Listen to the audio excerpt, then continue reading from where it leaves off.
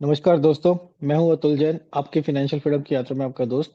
एक और जबरदस्त खतरनाक हफ्ता खत्म हुआ है 11 नवंबर से 14 नवंबर का।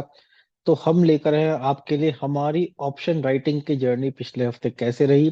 एक बार फिर से वीडियो को थोड़ा छोटा ही रखेंगे क्योंकि एक दिन का डिले हो चुका है। तो चलिए देखते हैं सबसे पहले मार्केट कैसे रही। अगर आप देखो तो मार्केट थमने का नाम ही नहीं ले रही है, गिरती जा रही है।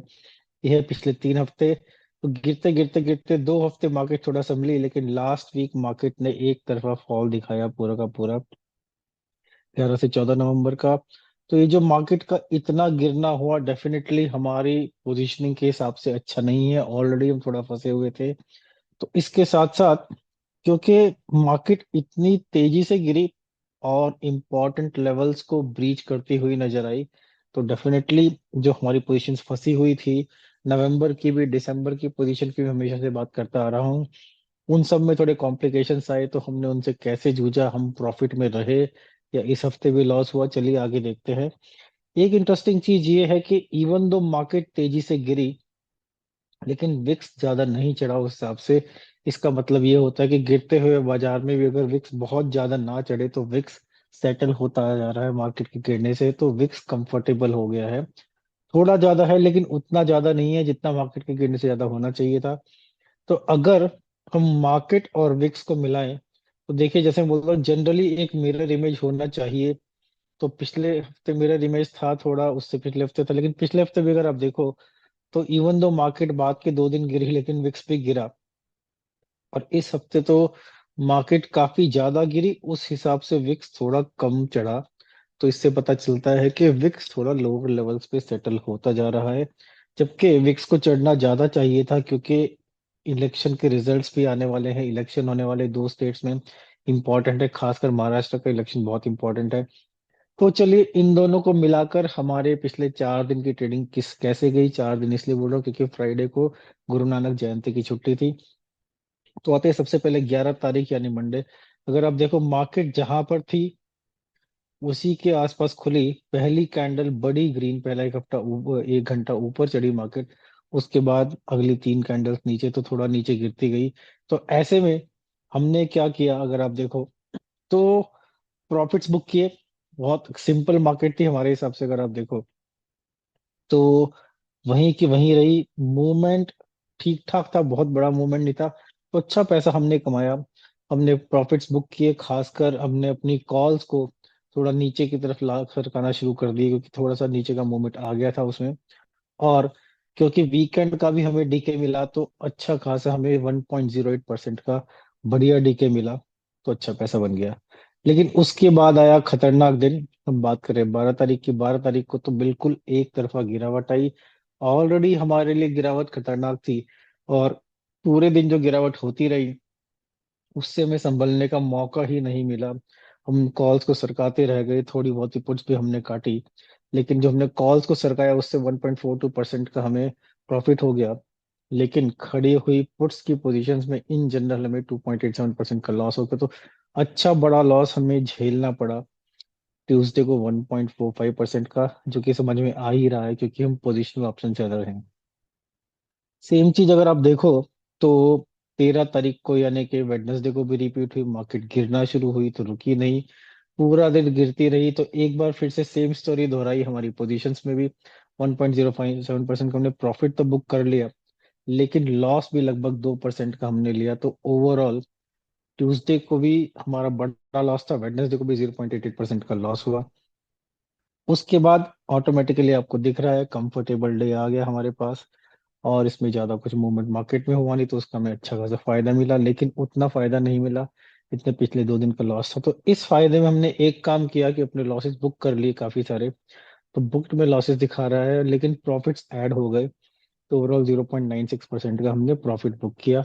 साथ साथ हमारा वीक की एक्सपायरी भी खत्म हो गई। वीक की एक्सपायरी में हमने अच्छा कमाया, लेकिन हम धीरे धीरे फंसते जा रहे हैं अपनी दिसंबर की पोजीशन में, उसकी बात आगे करेंगे।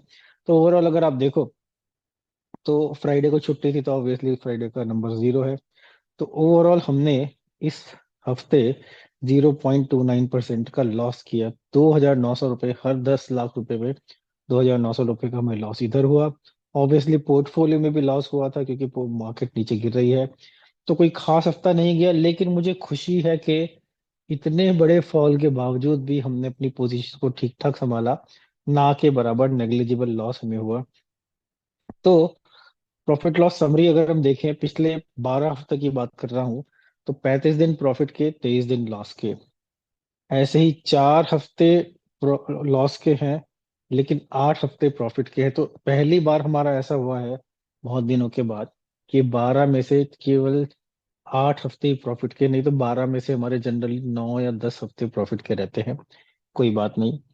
तो 20 हफ्ते बेरिशनेस मार्केट में कंटिन्यू रही, और मार्केट का डाउन ट्रेंड कंटिन्यू रहा, जो कि आगे के लिए भी थोड़ा सा दिख रहा है। कोई भी रिकवरी के संकेत बाजार में नजर नहीं आ रहे हैं। तो अगर हम देखें तो पिछले 12 हफ्ते में हमारा प्रॉफिट एंड लॉस कैसा रहा, तो 12 हफ्ते का ही शुरू कर रहे हैं हम रेसिंग ट्रेंड के हिसाब से। तो पिछले 12 हफ्ते में हमारा, ऑब्वियसली इस हफ्ते का प्रॉफिट एंड लॉस -0.29 था ऑप्शंस में, लेकिन फिर भी पिछले 12 हफ्ते में हमने ऑप्शंस में 6.15% कमाया ही है। तो एक तरह से क्यूमुलेटिव अच्छा माना जाएगा, क्योंकि इस इन 12 हफ्ते में मूवमेंट इतना खराब आया कि निफ्टी 5% गिरा है इन 12 हफ्तों में। इस हफ्ते निफ्टी -2.55% गिरा था। तो ओवरऑल निफ्टी का मिला के, मतलब पोर्टफोलियो को मिला के, प्लस हमारा ऑप्शन सेलिंग का मिला के हमें प्रॉफिट ही है। वैसे तो सेपरेटली कैलकुलेट करें तो ऑप्शन सेलिंग में हमने 6.15% कमाया है। अच्छी कमाई हमारी ऑप्शन सेलिंग से हो गई है, और यही ऑप्शन सेलिंग का फायदा है, यही ऑप्शन सेलिंग का मजा है। अब अगर हम देखें कि हमारी ओवरऑल पोजीशंस जो ओपन है वो कैसी, हमारा पूरा का पूरा पैसा जो मल्टी करोड़ कैपिटल है वो कहाँ पर लगा हुआ है ऑप्शन सेलिंग के हिसाब से, तो आपको समझ में आएगा। तो सबसे पहले 21 नवंबर को जो एक्सपायरी है निफ्टी की, उसमें 19% पैसा हमारा लगा हुआ है, मोस्टली स्ट्रेडल में है। थोड़ा थोड़ा कंफर्टेबल कह सकते हैं, लेकिन प्लान ये है कि उसको मंडे ट्यूसडे, थोड़ा हमने आज बंद भी कर दी क्योंकि आज मंडे को भी वीडियो बना रहा हूँ।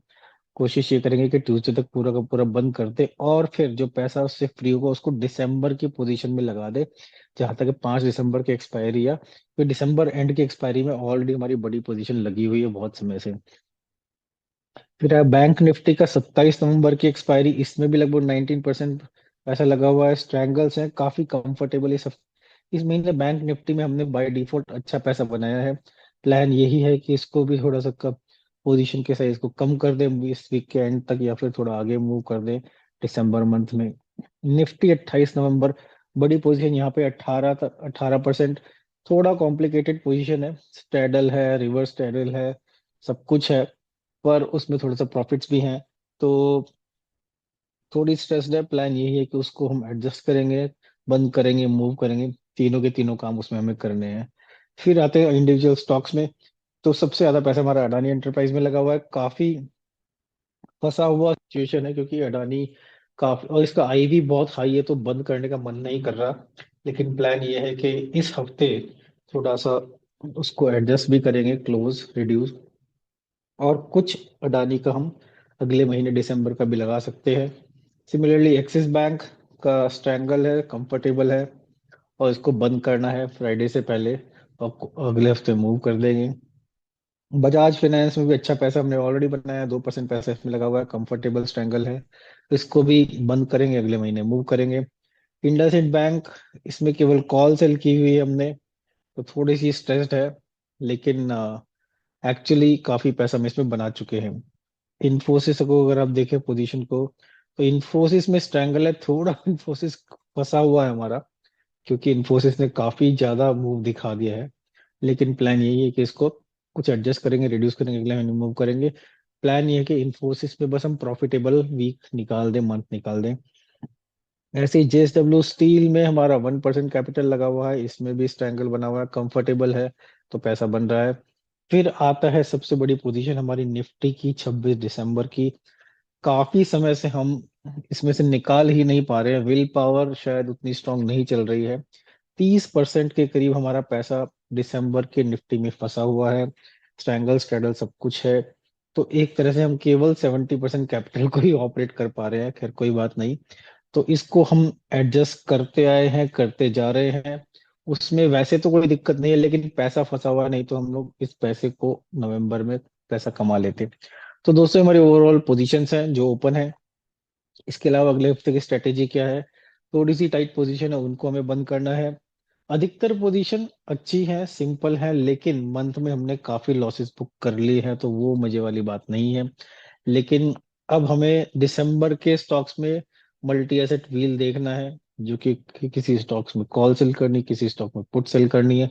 उनकी अपॉर्चुनिटीज आइडेंटिफाई करें। नई पोजीशन हम किसी भी स्टॉक में नवंबर में अब नहीं बनाने वाले हैं। अधिकतर नवंबर की जो स्टॉक्स की पोजीशन है कोशिश करेंगे उसको फ्राइडे तक बंद कर दें। उसके अलावा दिसंबर को तो एडजस्ट करते ही रहना है। और जैसे हमने बोला, नवंबर में नई कैपिटल नहीं लगानी। ऑप्शन का टारगेट इस हफ्ते का भी 1% का है, आई होप वो बन जाए, तो हमारा नवंबर ठीक ठाक निकल जाएगा। महाराष्ट्र इलेक्शन के एग्जिट पोल्स आएंगे वेडनेसडे को। झारखंड के भी आएंगे, लेकिन महाराष्ट्र के ज्यादा इंपॉर्टेंट, तो उस पे बाजार की नजर पूरी की पूरी है। और रिजल्ट्स बिफोर मंथ एक्सपायरी, तो ध्यान रखना है कि इलेक्शन के जो रिजल्ट हैं, एग्जिट पोल आएंगे वेडनेसडे को, लेकिन वीकेंड तक रिजल्ट भी आ जाएगा, तो उसको दिमाग में रख के मंथ की एक्सपायरी को खेलना है। अगले हफ्ते का आउटलुक, मार्केट तो अभी भी बेयरिश है, चॉपी है। रिजल्ट सीजन अच्छा नहीं गया तो मार्केट को ज्यादा चीयर करने का मौका भी नहीं है। एफआईआईज जो बेचते जा रहे हैं, थोड़ा बेचना कम किया है, लेकिन एफआईआईज का जो एक्टिविटी है, अगर वो खरीदना शुरू कर दे तो मार्केट ऊपर दौड़ने लगेगी, नहीं तो दौड़ नहीं सकती है ना, बहुत क्लियर है। वेडनेसडे से अगले दिन, वेडनेसडे को मार्केट छुट्टी है, अगले दिन एकदम से वीकली एक्सपायरी है निफ्टी की, तो थोड़ा इंपॉर्टेंट हो जाता है। कोशिश करेंगे उस पोजीशन को कट करके रखें हम। इन्वेस्टिंग के लिए काफी मौके देख रहा हूँ। मार्केट वॉच कैपिटल मैंने क्रिएट किया है, क्योंकि और पैसा लगा भी दिया है काफी हद तक, तो क्योंकि मुझे लग रहा है कि काफी शेयर्स काफी अच्छे प्राइसेस पे मार्केट में मिल रहे हैं। तो दोस्तों, ये हो गई हमारी पूरी की पूरी ऑप्शन सेलिंग की जर्नी पिछले हफ्ते की। छोटा छोटा ही रखा है, जिससे कि आपको भी जल्दी समझ में आए और हमारा भी काम कंप्लीट हो जाए। तो अगर आपको वीडियो अच्छा लगा है तो उसको लाइक कीजिए, किसी और के साथ शेयर कीजिए जो ऑप्शन सेलिंग करता है। ये सब वीडियोस केवल ऑप्शन सेलर्स के लिए ही हैं। लाइक, कमेंट, सब्सक्राइब कीजिए। याद रखिए, हमारे सारे ऑप्शन सेलिंग के वीडियो केवल एजुकेशनल पर्पस के लिए हैं। हम अपना आपके साथ शेयर कर रहे हैं, हम ये नहीं चाहते कि आप हमारी पोजीशन को देखकर अपनी पोजीशन बनाएं। वैसे तो मैं कोई भी पोजीशन आपके साथ शेयर कर ही नहीं रहा हूँ। तो दोस्तों, आपकी फाइनेंशियल फ्रीडम की यात्रा में आपका दोस्त अतुल जैन आपसे लूंगा विदा, और फिर लेकर आऊंगा कोई बहुत ही इंटरेस्टिंग वीडियो आपके लिए। नमस्कार।